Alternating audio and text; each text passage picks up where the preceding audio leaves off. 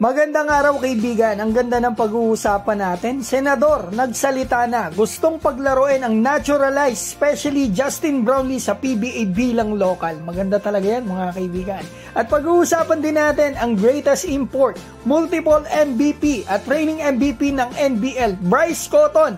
Nababalita na posibleng sa Japan ang landing at posibleng makakalaban pa siya ni Kai Sotto sa buwan ng Marso. Simulan po natin dito, kakalabas lang po ito ng News 5, maraming salamat po. Ito basahin natin, mariing iginiit ni Senator Francis Tolentino ang karapatan at pribilehiyo ng naturalized citizen gaya ni Justin Brownlee na makapaglaro sa PBA bilang isang lokal na atleta.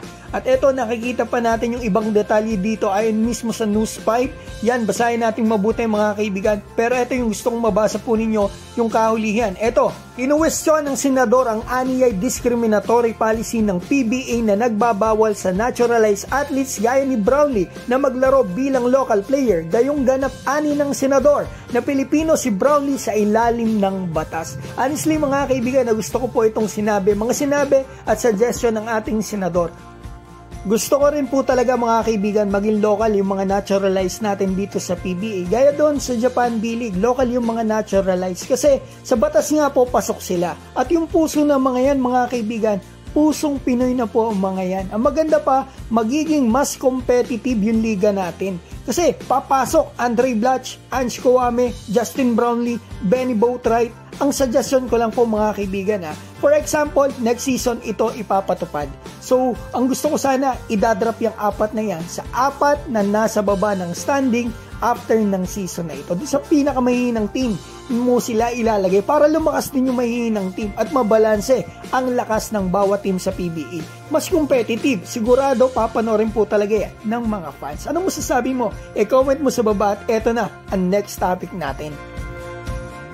Ang pinakamagaling daw po na naging import sa NBL ay eto nga si Bryce Cotton. 4 times MVP, reigning MVP, nababalita na GOAT import at GOAT umano ng NBL, nababalita naman ngayon na posibleng sa Japan ito maglanding. Ayon po kasi dito sa Basket News 2 days ago, Bryce Cotton could move to the NBA, EuroLeague, Japan, or China after his contract expires in February or March. At hindi lang yan, yung coach po dati ni Bryce Cotton sa NBL ng matagal na panahon, head coach po ngayon dito sa Japan B-League team na Chiba Jets. At laman din po yan ang balita sa Australia last week.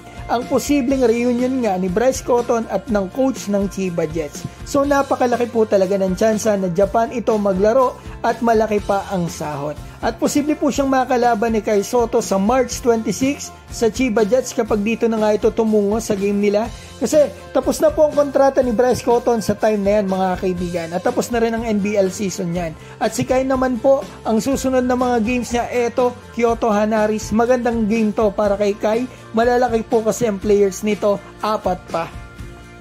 So yan mga kaibigan ang balita natin. Gusto ko po sanang malaman ang inyong opinion doon sa PBA, naturalized local na. Pabor po ba kayo doon? I-comment nyo sa baba at babatiin ko lamang po si Ball Connect, Rusty Eduarte, Dionisio Rupo, Ron Man, Ruel Basadre, Marlon, Nicar Sos, Jeffrey Jimenez, Troy Caratas, Jules Tanael at Ronald Iran. Mga kaibigan, maraming salamat po.